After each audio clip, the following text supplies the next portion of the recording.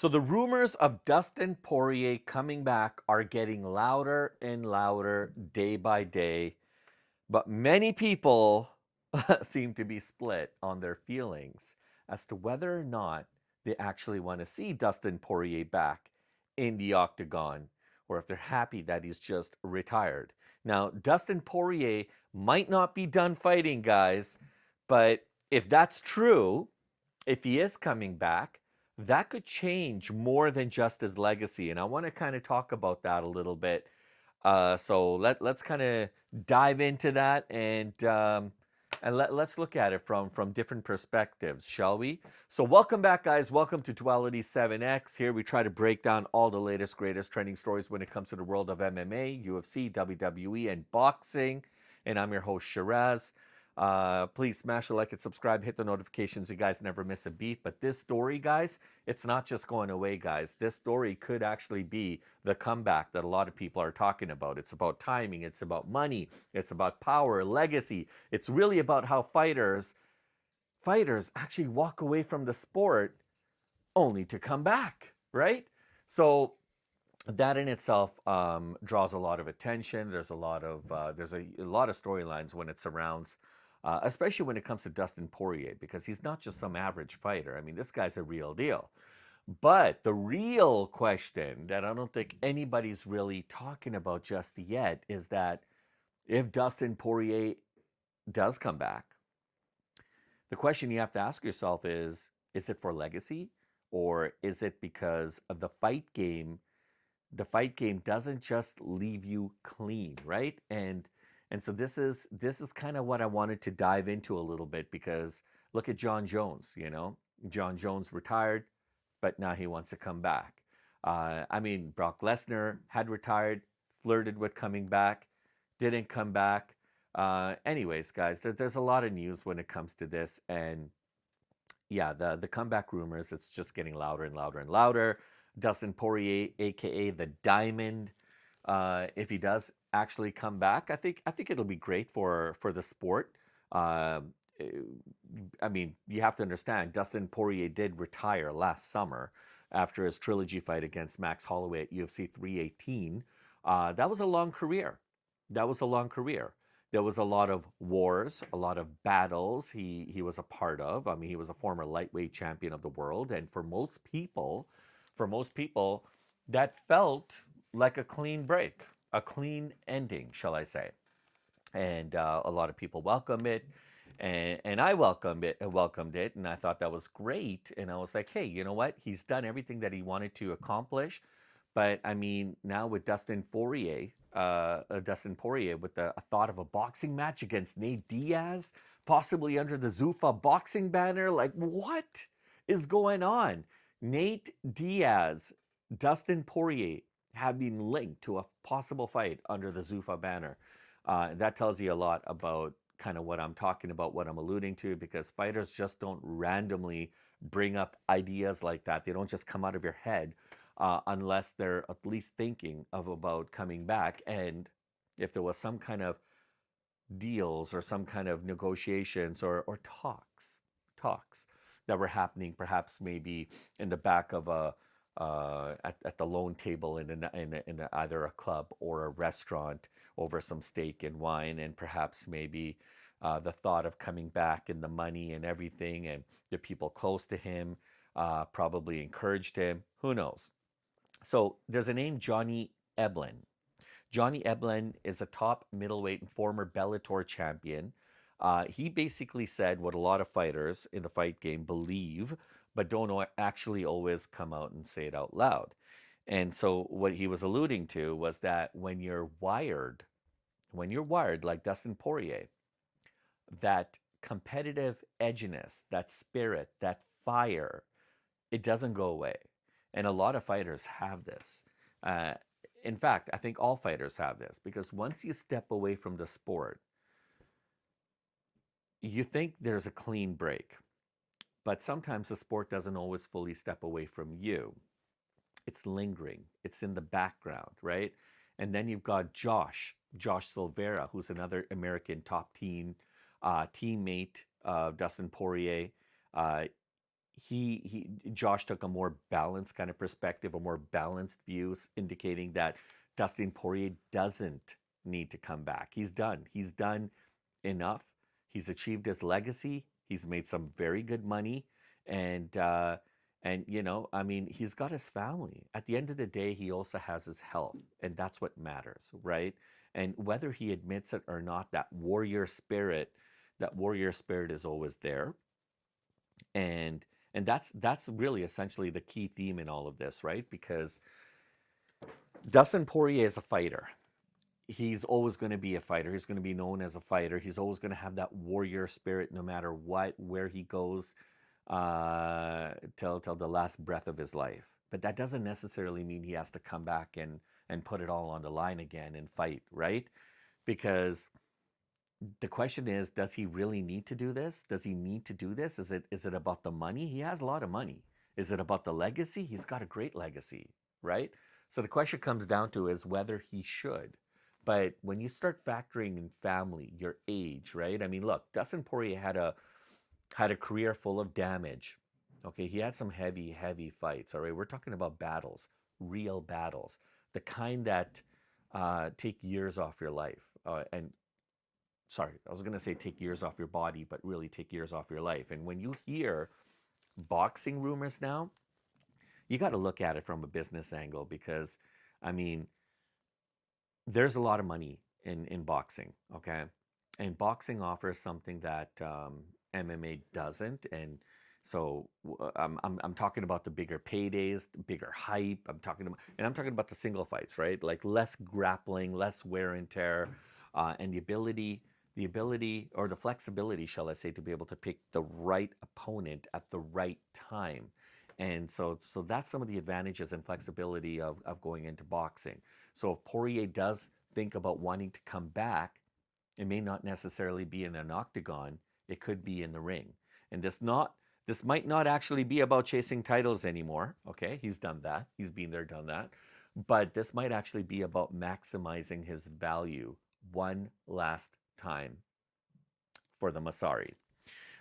If he does end up coming back to fight Nate Diaz and it's under Zuffa, uh, expect that he's going to get paid handsomely.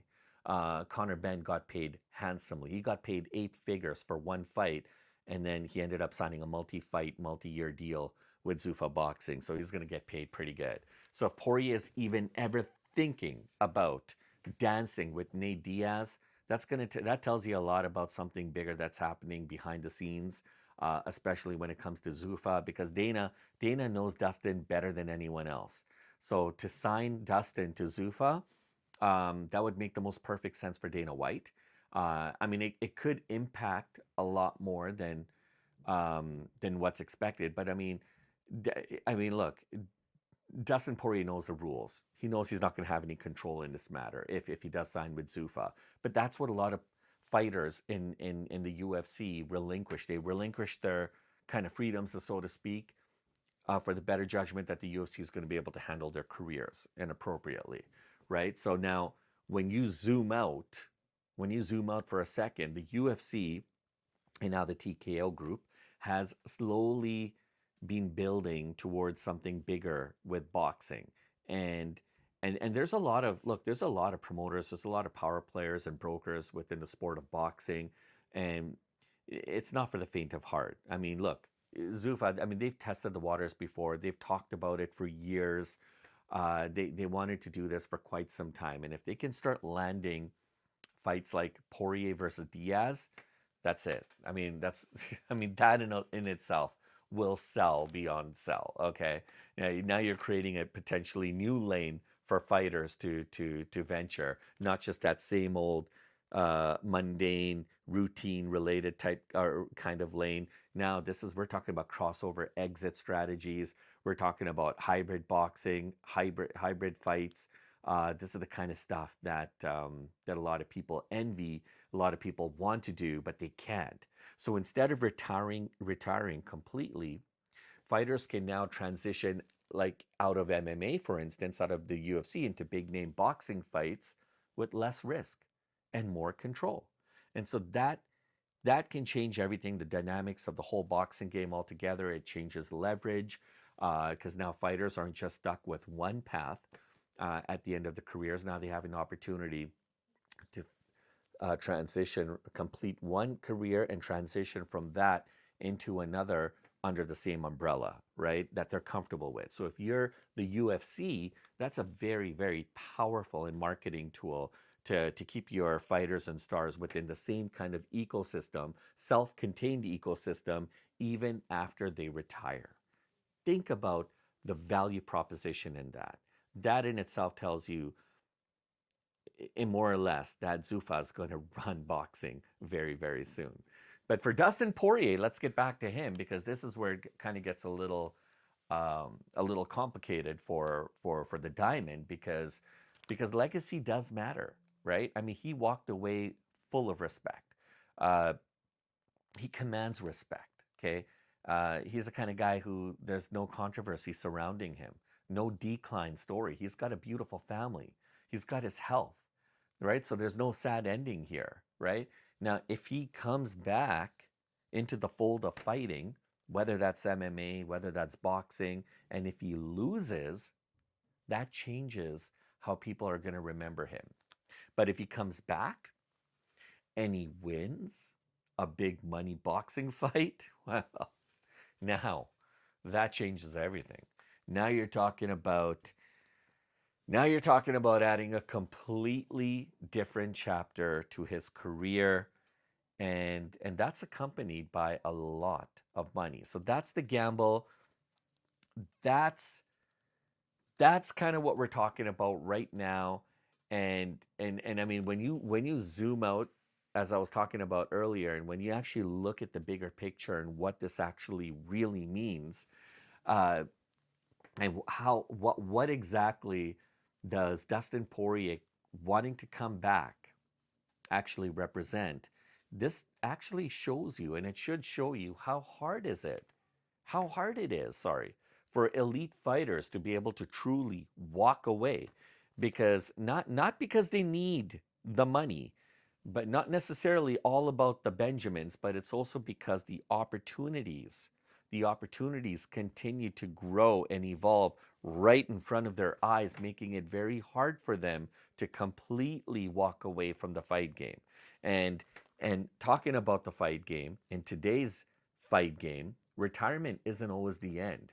And I mean, sometimes it's just a transition. A lot of guys, when they talk about retiring, because you have to understand, all these guys know is fighting. So for a lot of these guys, if they can't get a job in head office or working with like player safety, fighter safety, sorry, or working in background behind the scenes, then they're out there trying to get their degree or accounting diploma or something, or they're selling cars. They don't want that. They don't want the 9 to 5.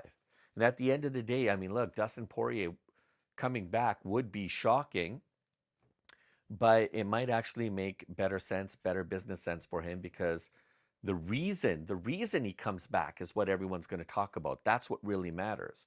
But this could actually set Dustin Poirier up for a lot of things, right? Because if Dustin Poirier does come back, and let's say he fights a fight or two or whatever, makes his money, then if he does really need a job or whatever, he could continue to work behind the scenes, continue to mentor some of the younger fighters or active fighters on the roster, and kind of help bridge that gap, so to speak, between the UFC and Zuffa, and for all the fighters that are outside of the UFC ecosystem, showing them how to transition into Zuffa or into the UFC.